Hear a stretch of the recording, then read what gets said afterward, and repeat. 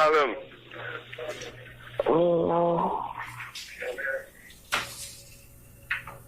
I don't know, man. I got Adrian. We came on. I'm sure the crew came on. They came on about 8 o'clock. Mm-hmm. They do. So we both came out. Right quick, so I can tell them something right quick. Call. Brother.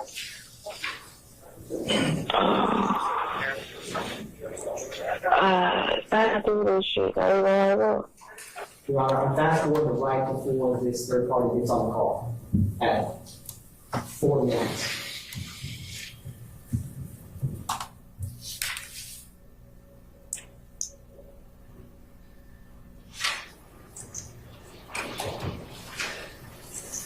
So you got minutes on the phone? Bro, what's up, man? What to do, Brody? Right? Hell yeah, man. I just talked to them in the store, man. What they talking about? Shit. Man, I know how that nigga, man. Them nigga down there got a nigga killed, boy. Fuck you talking about, man? I said that shit, DK, little nigga DK shot at 12, nigga. Yeah, he said it. For no reason, boy. He shooting for no reason, though. That's why they started shooting that shot. Man, that nigga just started busting for no reason. Call the little young guy there. I'm like, hell no, boy. Hit big friend, hit his ass. Me and Thug got there. We get out the car and run. I just went the wrong motherfucking way, man. I should have fought Thug there. Oh, that was for a reason, though, man. They got to get this shit off his back anyway. For sure, bro. Yeah. Hello? Yeah, I'm here. Yeah, man. Damn, bro. We had to go like that, man. Nah. Everything for a reason, though, man. You know what I mean? It was all set up. I did the same thing I did. Sit around, got there last night, got there talking that bullshit. But I ain't gonna never got there and do it like this. I never do this, man. Can't no shit. What they got you charged with, bro? Shit, but the punk ass little driving license, spinning license, little charge. Got them the aggravated assault. I ain't charged with none of that shit today. I could have gave him AC nothing and been at home child, man. Yeah, that's what I thought we did. I was going to tell them. I just thought that I was a victim, man. I had to take out Rod, man, and they was shooting at me, and I was running for my life. For sure. That was something they called goddamn. I ain't see DK them pull out on that boy. All they know is Red. That nigga Red was trying to rob y'all. Yeah, that's what they said, too. For sure. They just let that nigga out. Around, man. They just let that nigga go, bro. Yeah, they let the nigga go, man. Me and that nigga, he ran. I went too far from him. No. He went to Mickey D, nigga. I went from around the laundromat to goddamn that Dollar King over there, trying to make it over there through Little Haiti. For Cleveland E, goddamn, up through the top of that, and I go hit Jamal in my old apartment, goddamn, go down that shit with Big Nick, you know. But shit, man, that whole goddamn come out of nowhere, boy, ran me clean over. That was goddamn double through, man. Big Nick out. Yeah. How did you hit the car? Yeah, they ran me smack ass low, man. My mom broke my goddamn collarbone and shit, man. You alright, though, bro? Big ass knot on the back of my head. And they escaped, ran the police back to the spot, bro. He did. Yeah. Okay. Hey, you know, trying to get the fucking call? Yeah, what they told him, can bring him to the person we let the car to. No, he's come goddamn. I've been down here chilling with Bean. He been staying down here and all this and shit. Them folks car fucked up. Yeah. You don't even look like a nigga to survive in that motherfucker. Fuck you, my nigga. That shit, man. That shit breaking news all day long, man. It's like that busy on news all day long. I'm on the news? Yes, sir. My picture and everything? No, they just show you get the police car. Oh, shit, man. I made the news. That shit everywhere, man. Damn. Yeah. Man, let's get out, man. You know, like I said, everybody out for a reason, though, man. Fuck it. For sure, I don't know shit with niggas like that anyway, so. For sure, man. That was said, man. But I can't even think about this. All I be thinking about all them I just told, babe. You know what I'm saying? This shit crazy. This shit don't even seem real. Fuck man, fuck up with these niggas, man. You drive your own shit. I don't give a fuck what's going on. You feel what I'm saying? Because, like, nigga, you just stay here. We went to Ken shop first, right? But you know, when you see shit, man, you gotta go on and get that shit. You know what I'm saying? You gotta go on and get it. Bro, I said the same thing. Man, when you see it, you gotta go on and get it right then. Man, we got them going back to the Ken shop. Okay, they coming out of Ken shop right there by the Chevron. Boom. Damn, man, they ride. I see them being, I turn around, I'm following them nigga. I follow them nigga all the way up there on Summer there. So, okay, cool. So we see the tire. I said, give me a chance and let me see what the fuck this is in the tire first before you even get out the car, DK. Man, that nigga hopped out the car, man, we just started busting. Wow. 12 got them bag. I turn around, bag up. Niggas by that time they're trying to turn around and get up out them motherfuckers. They run and hit me. Boom. Bought the car. I rushed clean through the goddamn gate, through Summerdale on the opposite side. Boom. He shooting through the car. Boom. Man, I'm talking about, man, I'm talking about bullet car sprint clean through the window, boy, down the like it had went through my head, boy. I got my head and came out my face, boy. Bullet car clean through that motherfucker. Boom. Then I believe one of them niggas in the back shot Big Club, man. 12 shot. 12 shit. Big Club, DK had to shoot that nigga. I called 2-3 shots went off with the car. And we were jumping them hills and shit. So I was like, damn, boy. After we sprayed, I'm glad one nigga didn't just hit me in the head to shoot me, boy, cause some nigga ran. That nigga told us they got down Big Fred got out the car, the police shot, they was still shooting. Nah, that nigga probably shot Big Cup. Him, Big Fred, and goddamn DK had to scrap. I wouldn't even scrap my 22 at home and my AR in the trunk. You get that $150 off cup holder, bro? No. You got that $150 off my cup holder? No, I thought they had $150 to go buy the lane. Nah, man. Well, no money in the cup holder, bro. Oh, my motherfucking money. Yeah, they say he had the money to go buy the lane. No, that nigga had another $50, $40. He didn't have that because DK didn't even get him his 50. All that money was mine, and money came out of Buck hands. So he ain't had no business doing that. He made Buck goddamn come off 100. I told him, hell no, nigga goddamn go 50, you go 50. Nah, Buck said we got you on 150. No, he gave me nothing. I had a 50 of my own money. I had $350. They got $345. I got a little baby come down here and goddamn go to Providence and get that shit. Come down here and sign a piece of paper. I got to fill out a property release form or a waiver form. So she can go down there and get a little $350. You know what I mean? Mm-hmm. And that gonna be that. I don't think I just gotta do it goddamn just try to make sure this lame don't even come to court with dad goddamn. Cause they talking about the old man and that old boy. So yeah, for sure, you know, I'm gonna take care of that too, bro. You know, I'm gonna talk to these folks. No, he calm, you know? I mean, cool with it. Yeah, we're gonna try to keep his ass out of that, though. I can't get no more from probation, man. I ain't got no probation, no record, no none of that shit, man. You know what I mean? I don't shoot, folks. Yeah, we trying to get your ass out, man. So you get a bond, man. I don't rob. I don't do none of that shit. So, you know what I mean? I don't have none of that shit on my record. So, I'm good, man. I'm just talking to Cole, man. Cole ready, man. Oh, we? Mm-hmm. Oh, y'all let him? Yeah, I talked to him. Okay, he came over Cole and I talked to him yesterday. What'd he say? Shit. He ain't say shit. He got some bad, whatever, goddamn, you know what I mean? Yeah, cause you know, he just said, you know, in that moment. Then he was trying to think about what nigga done did and all that. Yeah. But I ain't did shit, so he know I got something going on. He got to go get me, cause I got something going on. For sure, man. I'm coming back to you.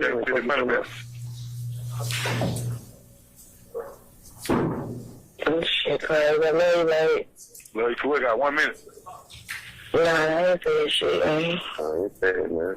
What you want me to do about fill them in the car note in the rent, bro? Huh? What you want me to do about fill out with the car notes in the rent? Shit, that's what I was saying. I got these little $345. I might just go for the rent. Car note gonna be goddamn a couple of more days. How long we got on the car note? About 10 days? Yeah, bro. Huh? You want me to pay the rent first? Yeah, I gotta get that rent. That's what I was working on this time, that rent. Yeah, what's up? I got that, man. Don't worry about it. Let me take care of that. Probably just need like $6. I got $3.45 downtown, man. They ain't giving my money. You know, I got the rest of the money you gave me in that good lockdown and shit. I'm gonna get the rest of that money. The has hung up.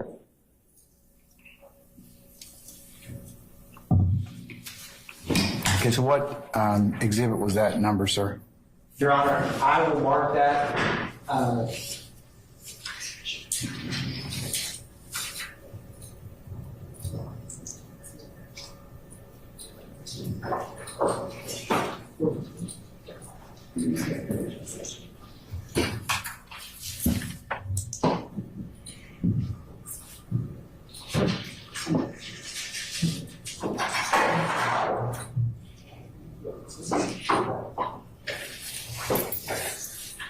Your Honor, I will mark this jail call as Mike Tango November 4 November.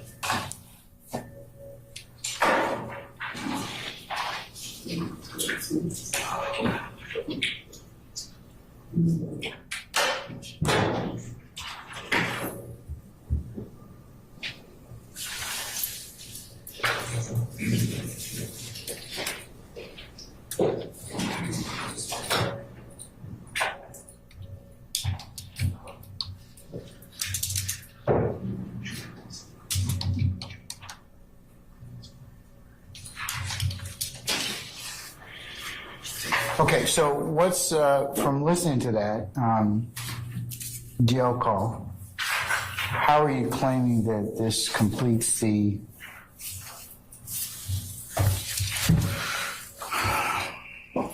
context, I should say?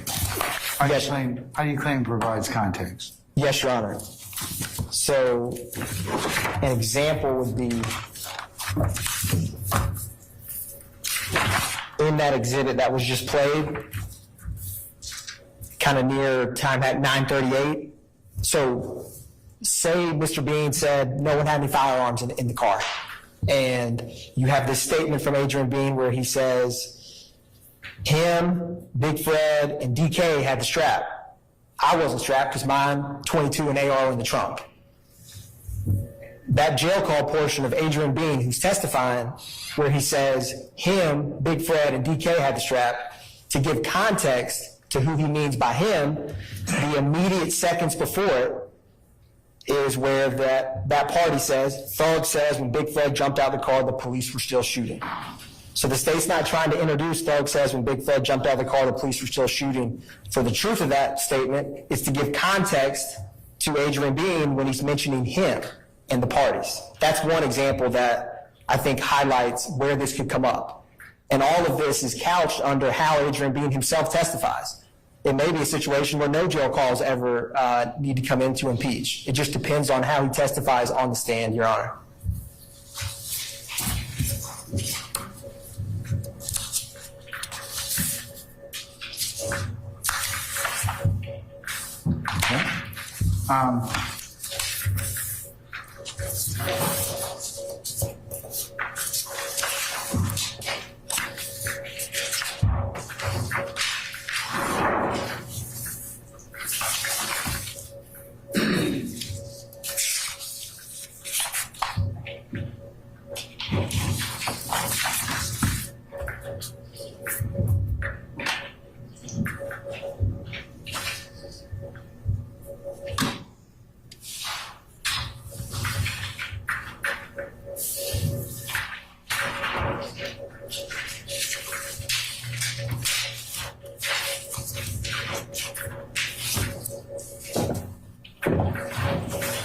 So, you're not planning on playing what's in state's, I should say, motion number 4 of this jail call, unless depending upon how Mr. Bean testifies? That is correct, Your Honor. Okay, all right. Mr. Steele? Makes sense.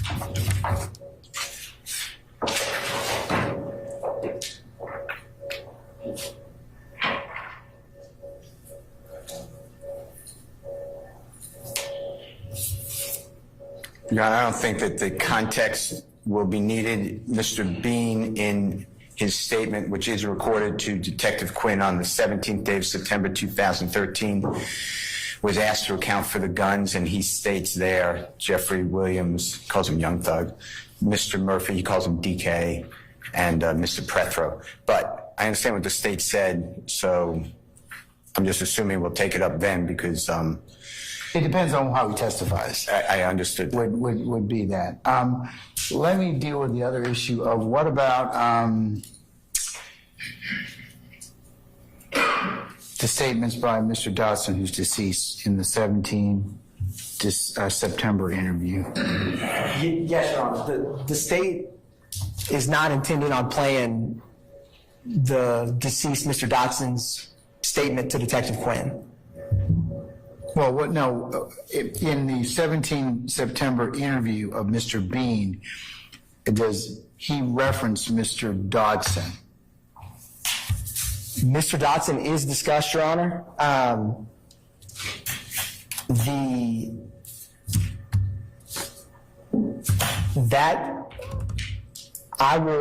That interview, I'm trying to think because with the motions that were filed, I did not have the time hack for Derek Dodson's reference with Adrian Bean's statement. I focused on the jail calls. However, I will look at the context of that and pull it up now, Your Honor, to see how he's referenced. And Detective Quinn is also coming to testify. And so, depending on how Mr. Bean testifies, I think impeachment of Mr. Bean could come either from Detective Quinn's own mouth as an impeaching witness or portions of that statement. So I think that is best addressed after Adrian Bean testifies, because neither the jail call or his interview will be coming in before Mr. Bean himself has testified and been subject to cross-examination. And it may not come in then, right? Correct, Your Honor. All right. Mr. Steele?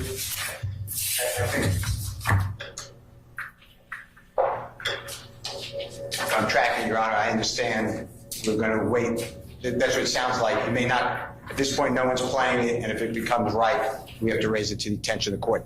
If I'm wrong. No, you're correct. My only concern is depending upon what Mr. Bean says, the 17th of September interview that may reference a decedent may be a problem. That may or may not, we may or may not get to it.